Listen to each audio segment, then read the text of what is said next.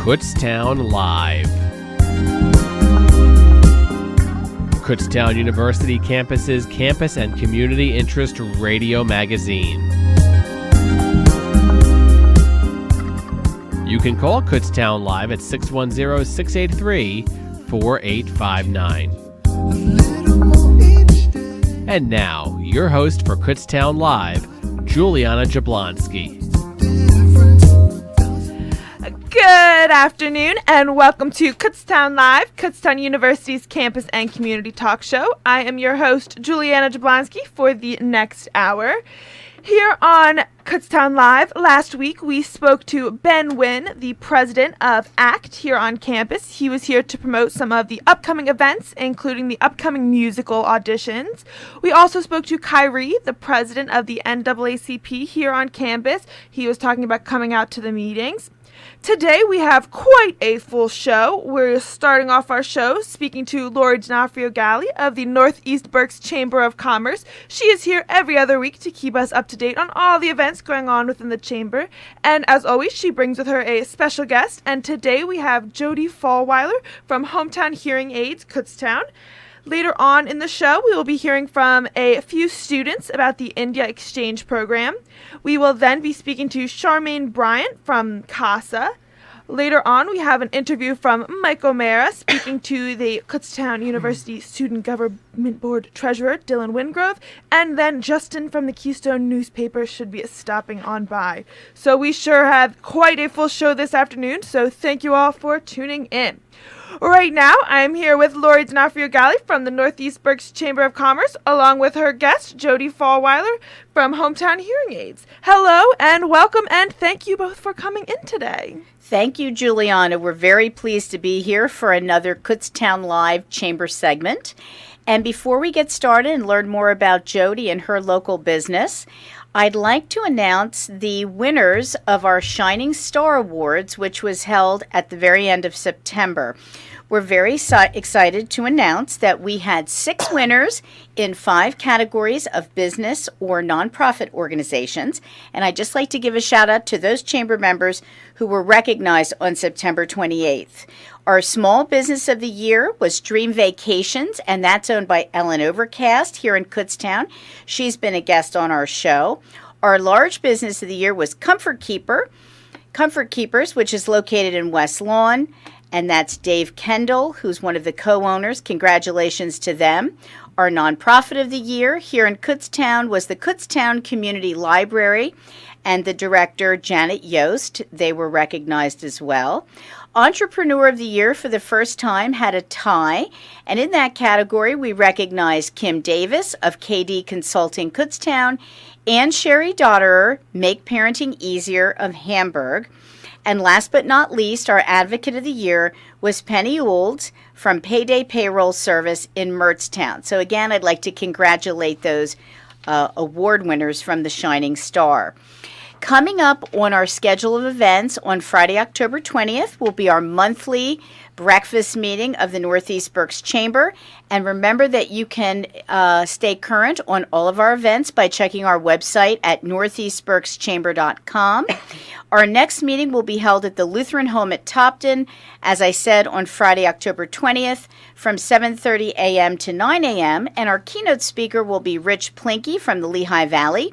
He is the owner of a company, interestingly enough, called How to Sell the Plague, and his topic will be the how versus the why.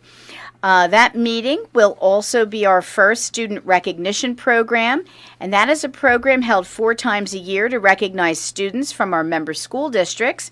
And we're very thankful to Kutztown University, Kutztown University Foundation, and the Rotary Club of Hamburg, who are the sponsors of that event.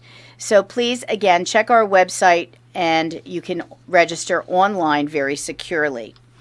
Coming up now is our guest today, Jody Fallweiler, and Jody is a Kutztown native. She has joined the chamber just a few months ago with her new business called Hometown Hearing Aids, and we'll be talking a little bit more about the ribbon cutting and networking event that she'll be hosting on Thursday, October 19th at 5 p.m. Welcome, Jody. Thank you, Lori. Why don't you tell us a little bit about how you got started in your business and about your career, what led you to Hometown Hearing Aids? Well, I actually owned a local restaurant for about a decade. My family actually was a restaurant family.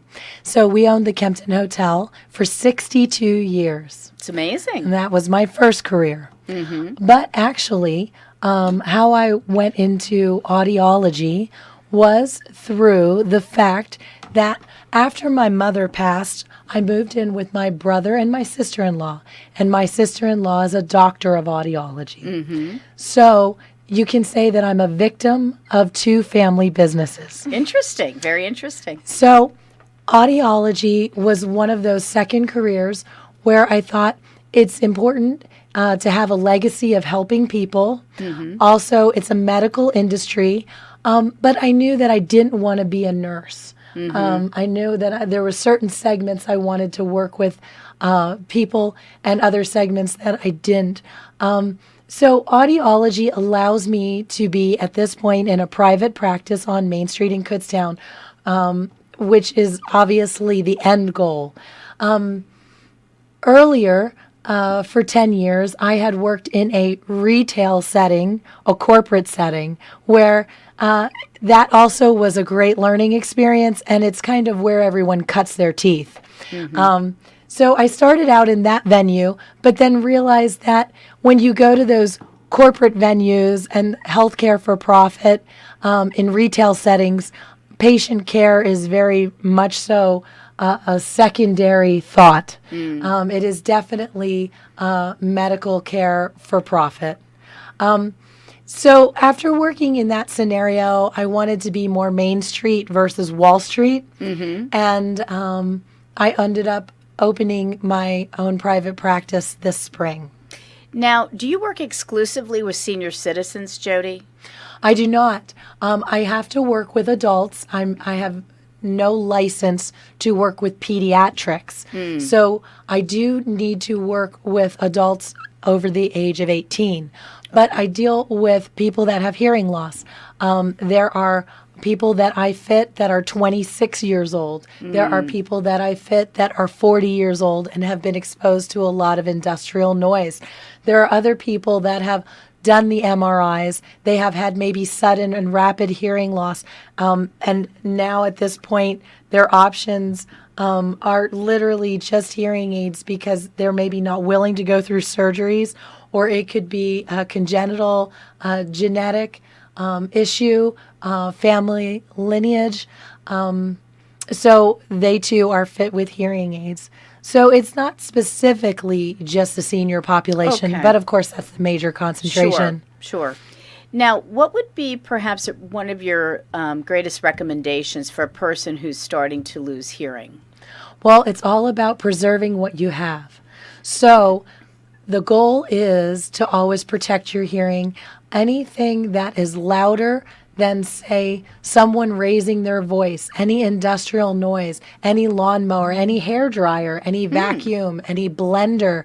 People don't think of those things as really loud, but in actuality, they are above 85 decibels, and you should be wearing earplugs. You need to be occluding the canal with either earplugs or headphones. But even if you are wearing muffs, the best thing to do is wear plugs and muffs, especially when shooting a firearm, because we are coming up on hunting season here in Pennsylvania. Right. So plugs and muffs is the best that you can do. What is a muff? Ear muffs. Oh, okay. Yeah, just a regular ear muffs. Wow, that's great. So what are your hours at your new business? Tell us your address and how people can get in contact with you. I'm at 361 East Main Street, which is right across from the Kutztown Park in the old Park Motor Building. And I am there normally from, say, 9 in the morning till 4.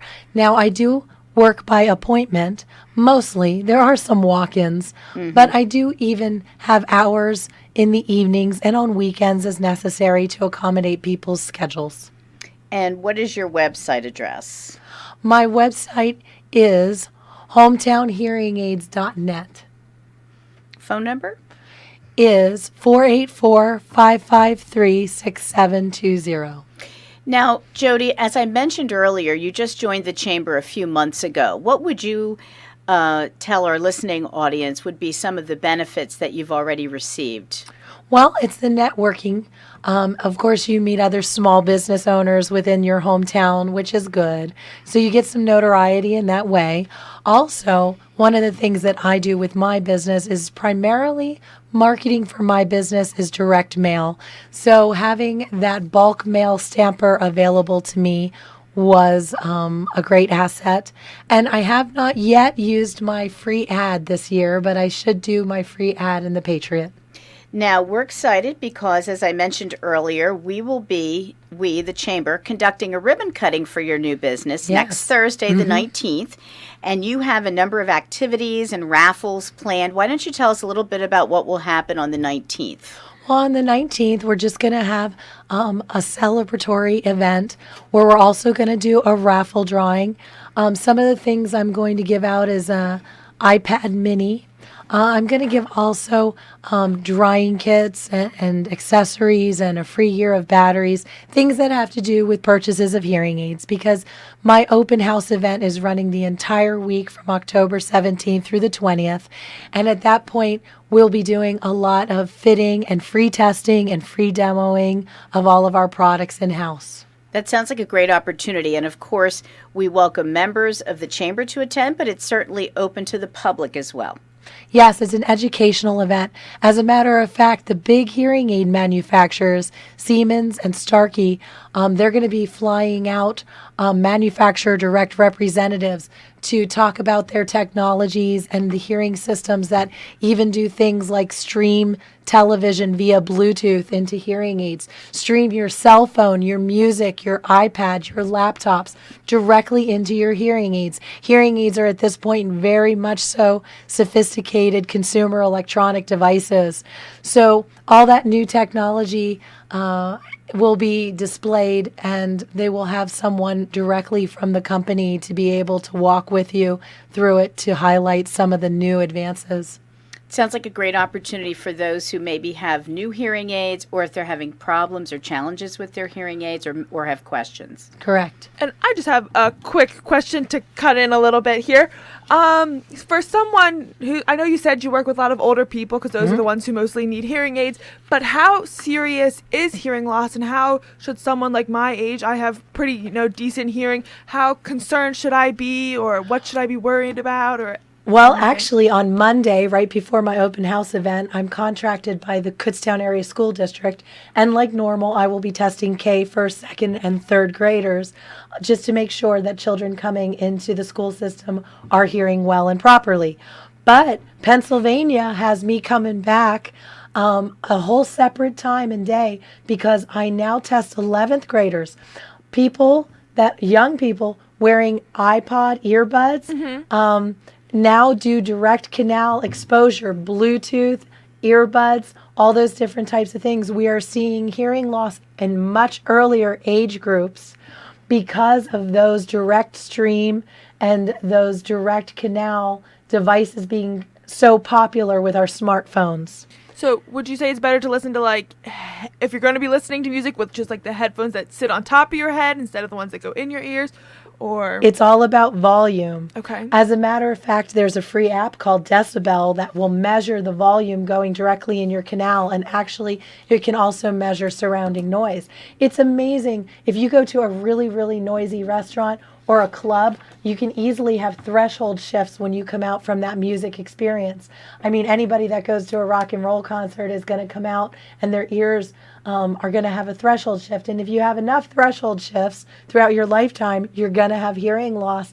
It starts for men earlier, about the age of 55. For women, it's a little bit later in onset. But for guys, a lot of it is industrial noise, chainsaws, lawn mowers, power tools, things of that nature. But for young women as well, I'm starting to see it. Aerobics instructors with music, people that do wear ear sets, people that work at drive-ins at fast food restaurants where they literally are wearing that headset as the communication device all day through a workday, state police, people that wear those in-ear devices that are connected to radios. unfortunately, it's just too loud. We were designed to be able to hear our food in the woods. We are still this prehistoric body, and we now live in this loud, loud world. So unfortunately, hearing loss is creeping earlier. And what would be like a warning sign that someone should go get checked for hearing loss, or what are some of the signs that would come up about that? What happens is the first symptoms are we start to turn our volumes up. When we notice that we're turning our volume up, and unfortunately, louder doesn't mean clearer. So sometimes we can turn the television louder, but we're still missing out on what's being said. Or speech and noise. When you're watching a movie and there's some background music and all of a sudden you feel like, yeah, you hear them, but you cannot distinguish. The clarity is missing. Same as in a restaurant. Go to a restaurant or a sports bar and there's multiple conversations, and all of a sudden, because you can't maybe get visual clues and there's all those conversations mixed in with that noise, you no longer can distinguish what's being said. Those are some of the first signs. When you were saying about how you're going into schools, I had like a weird flashback. I remember sitting in school and you put on those huge headphones and you had to raise your hand whichever side of the ear you heard the beep do it on. the same way. Some things don't change. Same thing. All right. Well, thank you so very much for coming on to our show this afternoon. It was lovely to have you. Thank you. And we will be right back with more of Kutztown Live. And Lori, we will see you in 2 weeks. Yes, you will. Thank you, All Juliana. right. Thank you so much.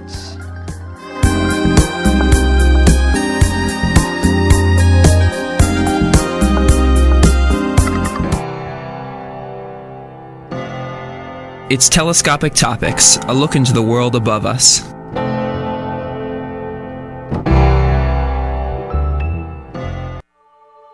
How many planets are there in our galaxy? Recently, the number has begun to fluctuate. Hi, I'm Jenny Mosley, and in the beginning of 2016, Konstantin Batygin and Michael Brown concluded that a massive ninth planet was orbiting deep in our solar system. This hypothesis was based on the evidence and similarities of the objects that exist inside the Kuiper Belt. The Kuiper Belt is a dish-shaped region of the bodies that orbit beyond Neptune. Pluto, now a dwarf planet, is one of the ice objects that exists there.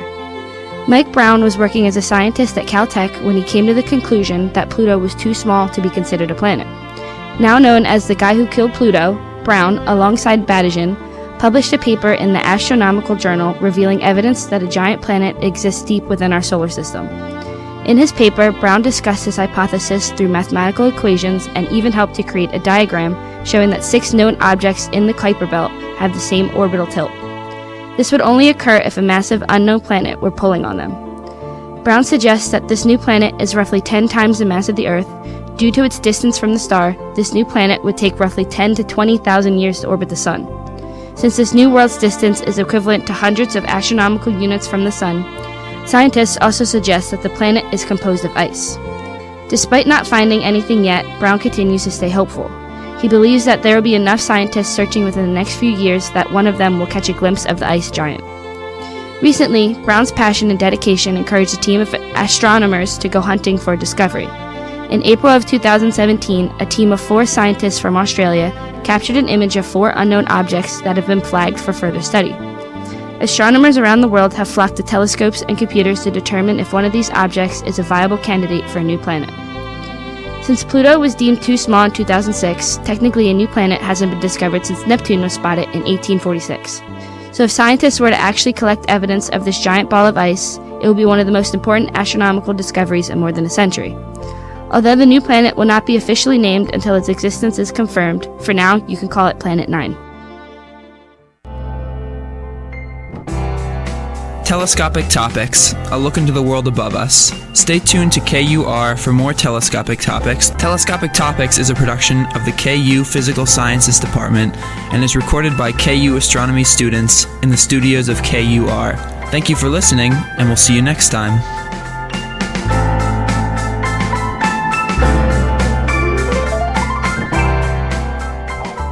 Hello, my name is Monsoon Mike Regensburger, and this is a Kutztown Live Extra.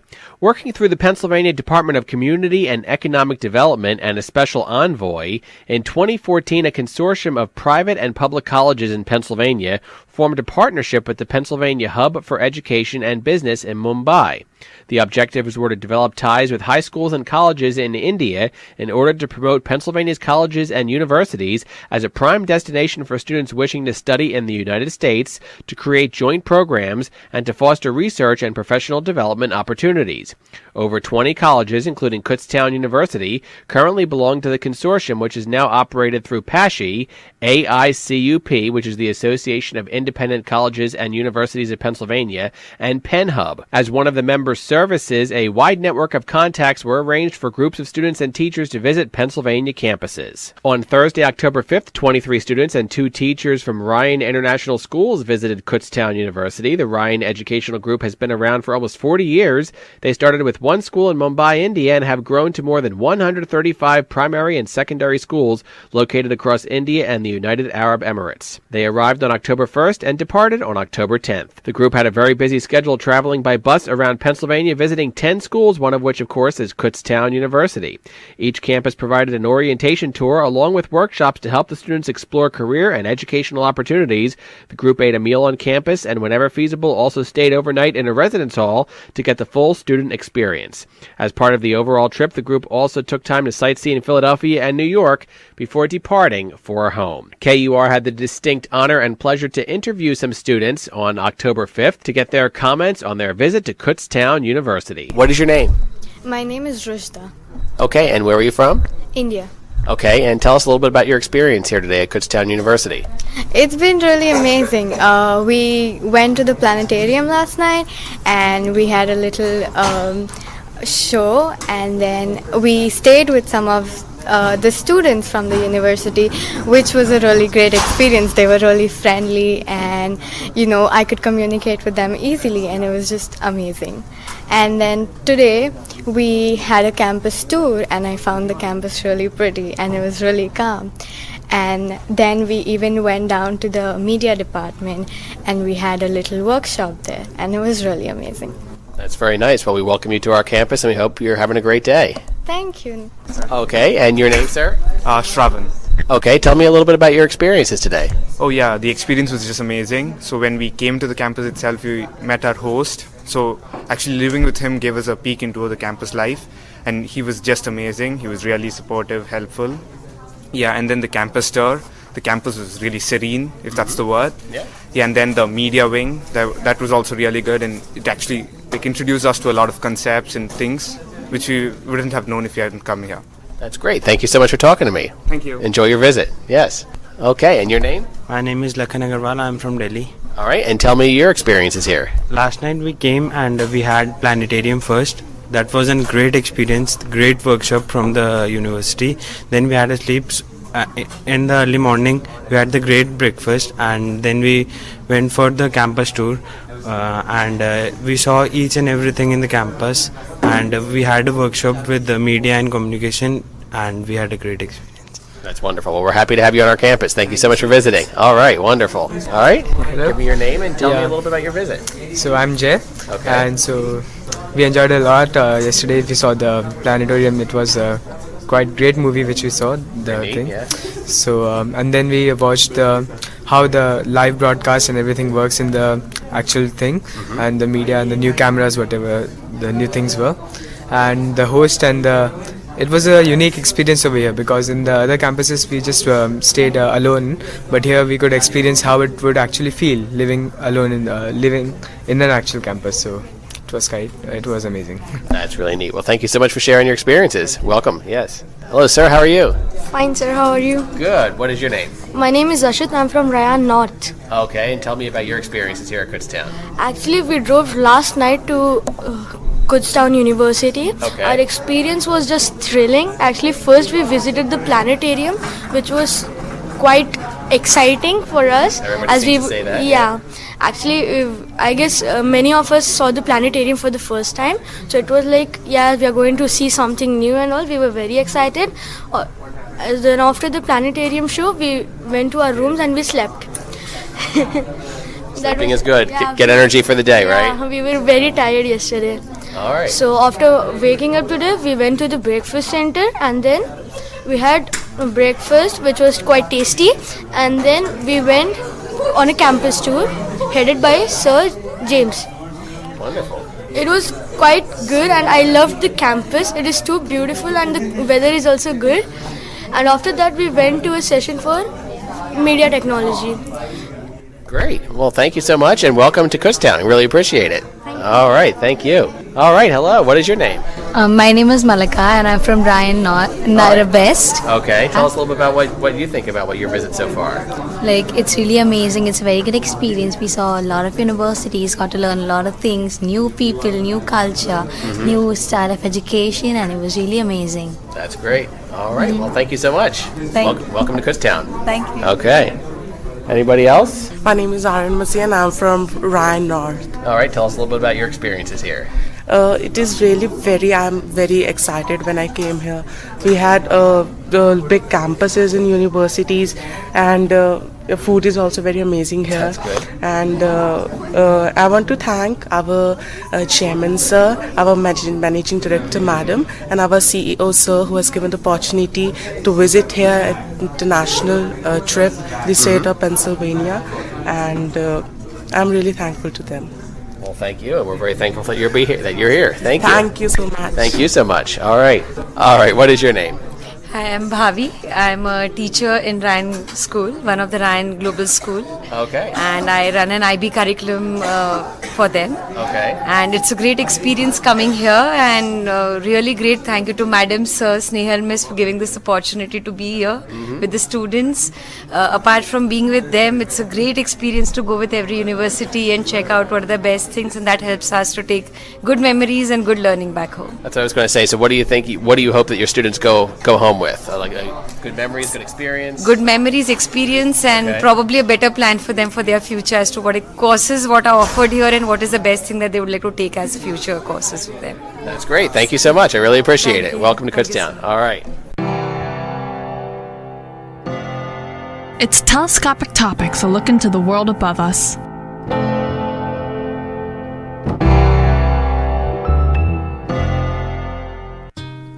Two years ago, in June 2015, NASA's New Horizons spacecraft discovered that Charon had two poles, both with a reddish color. This is Kayla Bryce. The scientists were kept busy with questions as to why Charon's poles were red. They even thought that the reddish color was caused by the leftover solid organic compounds formed from reactions of gases catalyzed by arriving solar energy and charged atoms. This basically means that scientists had guessed that the gases at Charon's poles were being changed by the solar energy from the sun and leftover compounds that were what created the red poles on Charon. That was the theory until they found that Charon did not have gas, but Pluto did.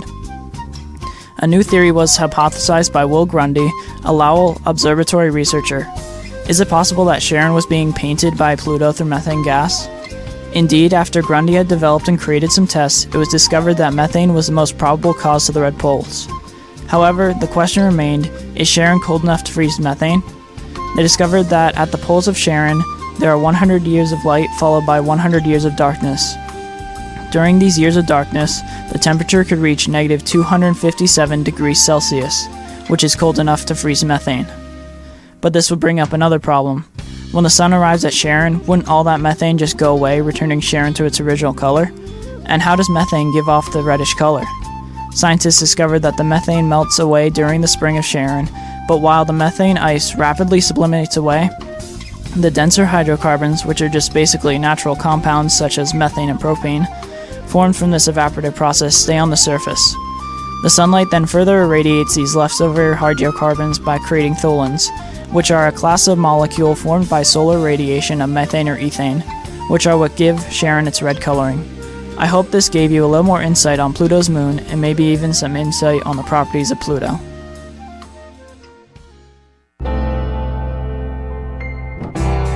Telescopic Topics, a look into the world above us. Stay tuned to KUR for more Telescopic Topics. Telescopic Topics is a production of the KU Physical Sciences Department and is recorded by the KU astronomy students in the studios of KUR. Thank you for listening, and we'll see you next time. It's hard for me to talk about, but I remember I was late for work and I was speeding. Then I saw the car and I hit the car, and at that point I just remember everything in slow motion, the car wrapping around me, and I kept thinking to myself, this is it, I'm going to die. Instead, I'm in the hospital. I'm going home tomorrow. But the hardest part with all this is with Andy. He doesn't look me in the eye anymore. He just kind of pats me on the hand. He probably knows that I know that he's going to leave me, and I can see that in his face just as clearly as I can see what I've done to mine. Speeding gets you nowhere fast. A public service message brought to you by this station and the U.S. Department of Transportation.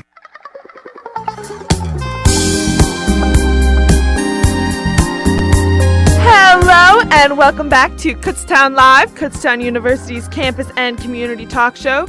We started off this afternoon's show speaking to Lori Donofrio-Galley from the Northeast Berks Chamber of Commerce, and along with her was Jody Fallweiler from Hometown Hearing Aids in Kutztown.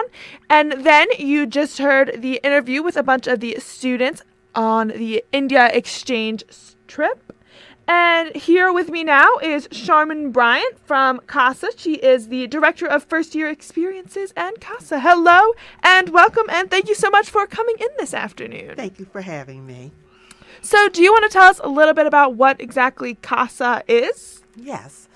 So CASA stands for Center for Academic Success and Achievement, and we really kind of promote it as your home for academic success. We work with all level of students, so students who are having academic difficulty, but also students who are wanting to get into the honors program, or students who want to get into a sorority, or students who are trying to get a high GPA. We work with those students as well, and basically work with you on, any type of academic counseling skill that will help you be more successful, such as time management, note-taking, motivation, procrastination, anything in the classroom that will promote your success. We can help you at CASA. And what exactly is your role inside of CASA? What all do you do? Well, I have a dual role. So my official title is Director of First Year Experiences. It's a new initiative where we are really pushing to engage first-year students in all activities, academic, social, personal, but also overseeing the CASA staff. We have 4 fantastic success coordinators, and I work with them in developing strategies to help students be successful. And I remember Valerie. I came in undecided, and she was like the leader. We had like a group every Monday, and she met with us every Monday. And then I used to go meet with her and talk about different things. She's super nice. Yes, she is. I like her a lot. Yeah, she's good people, definitely. Where is CASA located? Well, something exciting is that we have 2 locations. Okay. Yes, so our first location is in the library on the ground floor, and that location is open Monday through Friday from 8 a.m. to 4:30 p.m. or after if you need. We also have a new location in Dietrich Residence Hall. Okay. And we have individuals there available all the way to 10 o'clock at night. So Monday through Thursday and Friday until 4, and also on Sundays. So we really are open morning, noon, and night. If you need help, we're there all times of the day and on the weekend as well. I lived in Dietrich my freshman year, so I'm a junior, and it was the year before it got renovated, and I haven't been inside of it since it's been renovated, and I think I saw something about that CASA was inside Dietrich. Yes. Where in it is it? Right when you come in the lobby, there's an area to the left, and it's called the Success Center, CASA Success Center, and we have small group workshops there, opportunities to talk with staff individually. All the services that you receive at CASA in the library, you can also receive in the Dietrich Center as well. That's so cool. I need to go back and see Dietrich. It probably looks different. Renovated, I know. It probably looks different now. It's really neat. And are there any tips you can offer students? Because I know midterms are coming up next week, and I know I have a bunch of projects and papers and everything that seems to be due in the next 2 weeks here. Are there any tips you can offer students? Yeah, so one tip we offer is to plan. That's the biggest tip, I think, that's important is to plan. We have a CASA calendar, which tells us what week we are in the semester. Guess what week we are in the semester now? Do you know? Isn't this 5? 7. 7. 7. Wow. No, I'm behind. Yes. Which means we're actually halfway almost this semester. Oh my gosh. So, things are picking up in terms of projects and papers, things of that nature. We're seeing students come in now with a little more on their plate. So we're really asking students to come in, help with planning, advanced planning, and CASA coordinators can help you do that. Mapping out your work so that it's not going to pile up, all at one time. And I know CASA even has on their website, it's like the weekly time management schedule you can print out, and it has every hour from like 8 in the morning to 11 o'clock at night, and you can fill your whole schedule up. I always print those out, and I give them to all my friends, and I know that helps. Definitely. At least that helps me keep everything organized and Definitely. where I need to be and what time. And one big success tip regarding planning is we say Sunday evening, really start thinking about your week. Think about, what's coming up, what, classes you have, what projects are due.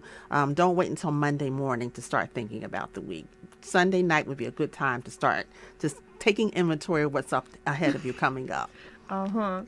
And who can go to CASA? Anybody can go to CASA. We do have, like I said, the new initiative for the first year students, but we service freshmen, sophomores, juniors, and seniors. And again, all academic levels, all academic need. We refer to other services. So if you're having some undecided issues about your major, we have a new program called Plan Learning about Academic and Career Exploration, where we're working with career services. So we refer back and forth. Or if you're having some, health issues, we can refer you to health and wellness, financial aid. Whatever your concern is, someone at CASA will be able to help you find a resource to help you. And what is CASA's website, or how can we find the website? It's on our page, CASA at kutztown.edu. We also have something called the Help Desk, which is open 24 hours a day. And you can actually go there and type in a question or a concern, and someone will get right back with you. We're so good at getting back with students. So if we won't get back to you at 12 midnight, but we will get back with you within the next 24 hours. So if you have any concerns, you can go on the website and type in your concern, or walk in or call, whatever way you like to contact us. We definitely are there to help. And are there any final thoughts or things you want the listeners to know about exactly what CASA is, or the engagement with first-year students? Yes. I guess the biggest thing I want to get across is not to wait until the last minute to come to CASA. This is, like I said, week 7, which means we're halfway through. Goodness. Sometimes students, they wait until, things get bad. You don't have to do that. You can come into CASA now. We can help you plan out the rest of your semester. Another important aspect is to be in contact with your professors about your status. We actually had a survey that went out recently called Acclimation, What's Your Status? And wanting to know how you're doing, and are you in touch with your professors? So, make sure you know what's your status. Like you and your professor are on the same page about how you're doing. And again, don't wait until the last minute. If you need assistance, we can help you right away. All right. Well, thank you so very much for stopping in here this afternoon. Well, thank you so much for having me. It was really lovely. Appreciate it. All right. Thank you. And we will be right back with more of Kutztown Live.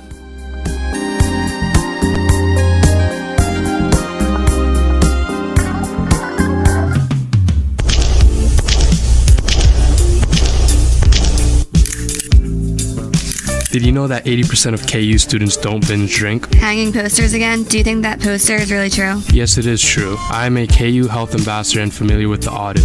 KU students participate in alcohol screening each year. We use the alcohol use disorder identification test.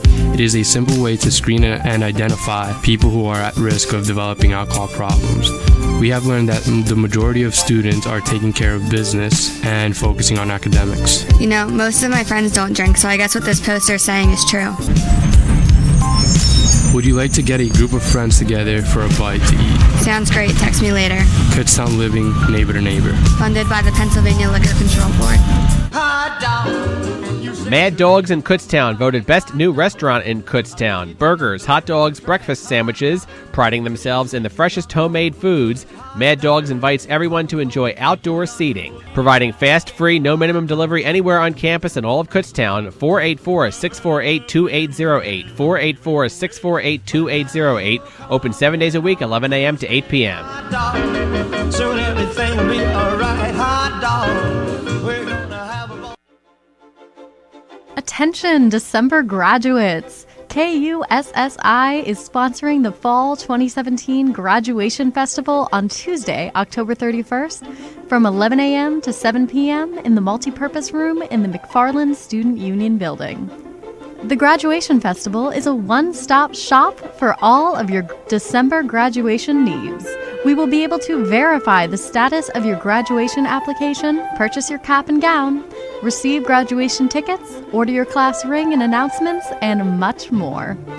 The festivities will include giveaways and a chance to win one of our great graduation gift packages. All December graduates are encouraged to attend GradFest. But if you are unable to attend this event or would like more information, please contact Jim Scully, the Auxiliary Services Coordinator for KUSSI, by phone at 484-646-4338 or stop by room 171 in McFarland Student Union Building prior to the event. Congratulations, Golden Bears. We'll see you at GradFest.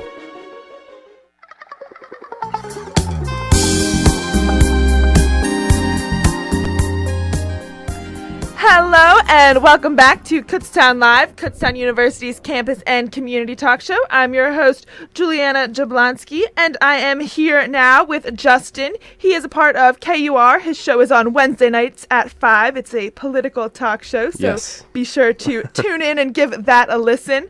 But now he is here to talk about another organization he is a part of, the Keystone newspaper. I know you were on a few weeks ago talking about, I think it was the first edition that came out, and now what edition Yeah, we're on? already headed toward our third issue of the semester, 3 out of 5, so it's going quick. I know we were just talking about it before we got on air. The semester's flying by. I cannot believe it. It's yeah, almost halfway. Crazy. Yeah. So, we have our next issue coming out on October 19th. So that's a little over a week from now. We have a lot of interesting stuff in there. We're going to have an interview with the new Dean of Students, Donovan McCargo, about the new Bias Response Task Force that has been formed on campus to address issues like we saw last semester with certain like white nationalist posters, stuff like that. So I got to sit down with him last month and just talk about the direction they're taking as a university, along with student leaders. It's a mix of faculty, student leaders, and administration. So there's an article on that in there. There's also I think going to be some pictures from the moment of silence that was held at the university after the Las Vegas shooting. So there's going to be some stuff on that. President Hawkinson had an open meeting with students, kind of like an open forum style thing. There's going to be an article on that as well. So there's a lot of good stuff. Our women's soccer team is also number 1 in the nation right now, so I'm sure we're going to have something on that. So there's going to be a lot of good content in there, and you guys should definitely pick it up.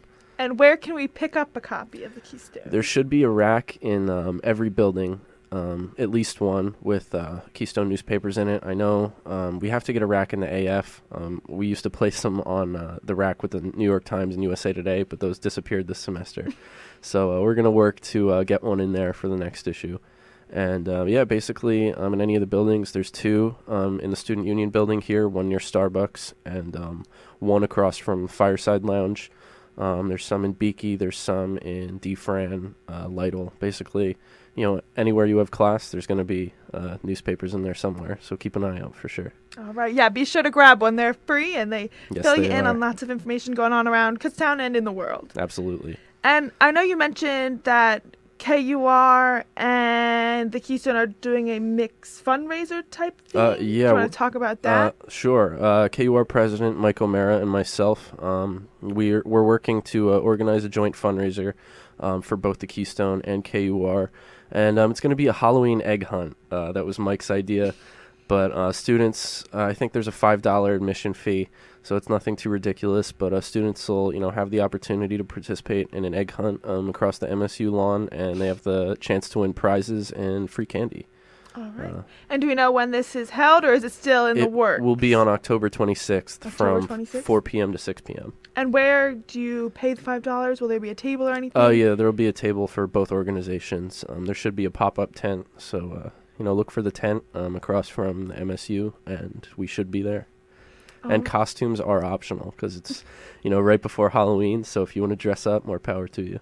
All right. And any final thoughts or things about the Keystone or the fundraiser or anything in general? Just keep an eye out for stuff that both clubs are doing because, we're two great organizations that do, a lot of good work on campus and put out a lot of great content, So please, listen into the radio every once in a while, pick up a Keystone, read some stuff. We have a lot of students who are working hard, and I think it's great when they get to be recognized for the work that they put in. For sure.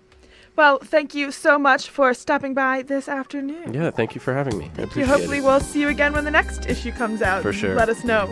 All right, thank you so much. All right, and we'll be back with more of Kutztown Live. The St. Christopher Minute. It seems like every day there's some new scientific discovery. What a time to be alive. In an age of such knowledge and so-called enlightenment, many people find it hard to believe that others still hold on to the religious beliefs of their ancestors. From lecture halls to Facebook, the battle between religion and science is raging. So which side is right? You might be surprised, but Christian thinkers throughout the centuries have sought to show how belief in God and the sciences actually go hand in hand. The St. Christopher Catholic Newman Center at Kutztown University will explore this topic in a talk on faith and reason this Thursday at 7 o'clock p.m. Is belief in God just superstition or wishful thinking? What does the Catholic Church say about the sciences? What is truth, and how can we come to know it? Again, this Thursday at 7 o'clock p.m., we'll be discussing these and many more with plenty of opportunities for questions. We're located right across from Old Main and hope to see you there.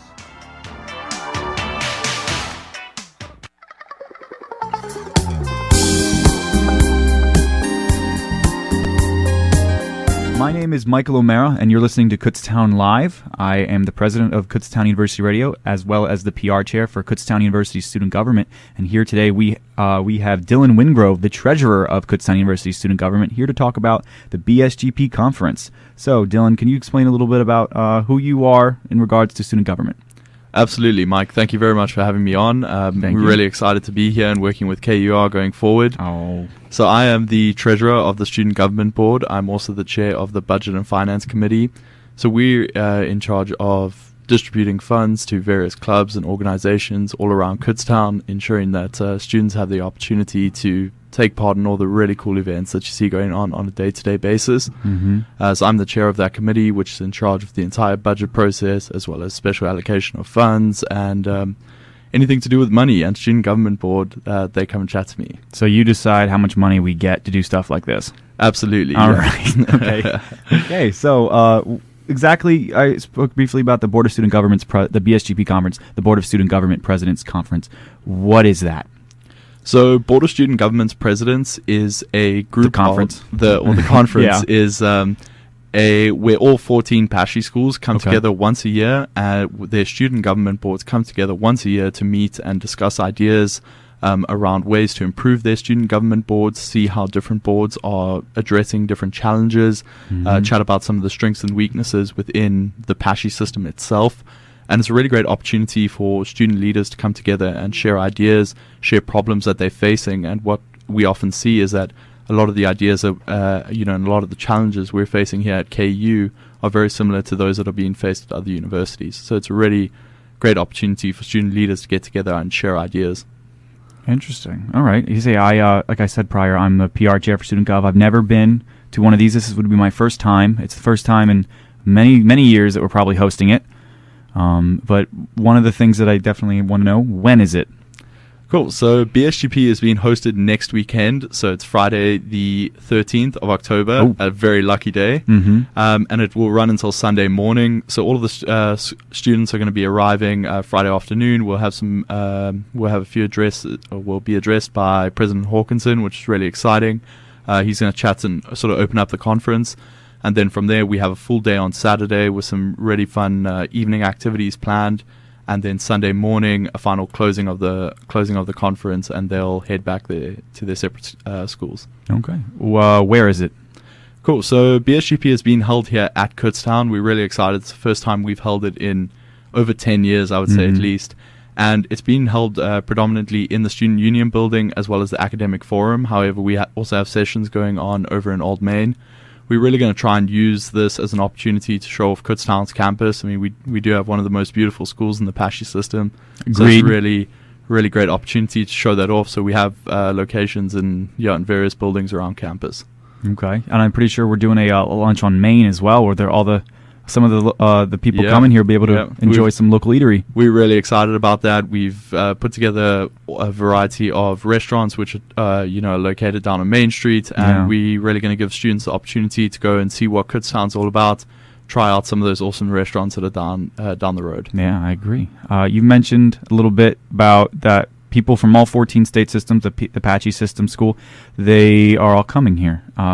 Do you mean every student? Do you mean every student government board? Or do you mean leadership? Who's all coming? We would love to be able to host every single student from the other Apache schools, but it's only a representative group of about 10 students from each student government board. Mm-hmm. So they'll select a group of members to come through, and really they will come as a representation of that SGB, and they'll hopefully take back some of the some of the experiences from the conference back to their student government board, and hopefully be able to build on that conference. Okay. So when you've said that it's here, you said that we're hosting it for the first time in a decade, but when you say we're, who do you mean specifically? Who is hosting the BSGB conference this year? So Kutztown University Student Government Board, that would be the brief answer. Yeah. But there've been a variety of people who've helped us out tremendously. A lot of faculty, our advisors of SGB, as well as various... Shout out to McCargo, Dean McCargo. Absolutely. Shout out to Dr. McCargo. If you haven't met him yet, he's a really cool guy, new dean of students.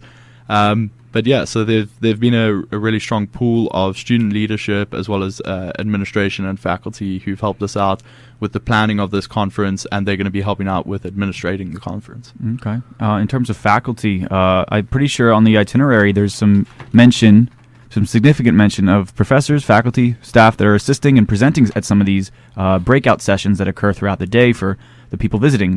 Who specifically is presenting at these breakouts? So we have a variety of KU administration, KU faculty, like you said, as well as KU alum who are coming back for this conference to really help us and lead some of the discussions as well as lead some of the sessions. So in terms of faculty, some of the ones which I'm really excited about is a session which is called Social Media Marketing Your Student Government Board. And that's going to be held by Dr. Mo Falk and Dr. Keith Massey. So they were in here in August talking about their brand new major, the social media major. They're really excited about that, and that's something that we Amazing. really want to flaunt to the other schools. So yeah, they're going to be leading a discussion on that. We also have members from CASA who are coming, time management, helping student leaders manage their time. I know that's a really key factor of university life. Yeah, a little bit. We also then have Matt Assad, who is the business manager at KUSSI. He's going to be holding a session on crisis management and university relations, so we're really excited to have him here. We also have members from the Kutztown Foundation who are going to be presenting on community outreach and that kind of thing, so it's really going to be a great conference here. Some great speakers lined up. Amazing. Is this conference open to KU students? Unfortunately not. BSGP is just going to be for student government board representatives from the 14 state schools as well as from KU's SGB. We already have about 85 students from the other schools, and then with all of Kutztown's university student government board, that's going to bring that number over 100. So there's going to be a large group of people as it is. But unfortunately, this you won't be able to attend the conference and the sessions themselves, but you will be able to interact with all the students when they do come. So if you see anyone, wearing another state school T-shirt or something, make sure to lend them a helping hand and maybe point them in the right direction if they look a little bit lost. All right, then. Thank you very much, Dylan. Thank you very much for all those Mike. warm Thank words. you very much for having us on. My name is Michael O'Mara. I'm the president of Kutztown University Radio and the PR chair for Student Government Board. And you've been listening to Kutztown Live with myself and Dylan Wingrove regarding this Board of Student Government President's Conference that's being held October 13th to the 15th, which is this upcoming weekend right here at Kutztown University. For all things Kutztown University Radio, be sure to follow us on social media at KURadio or use the hashtag KURadio. For all things Student Government Board, be sure to use hashtag KUSGB on Twitter, Facebook, Instagram, all of them. You'll be able to find us. You'll be able to interact with us, talk to us. If you have problems in your classes, if you have problems on your campus, we're here for you. Their office location is MSU 194. Again, my name is Michael O'Mara. Thank you for listening.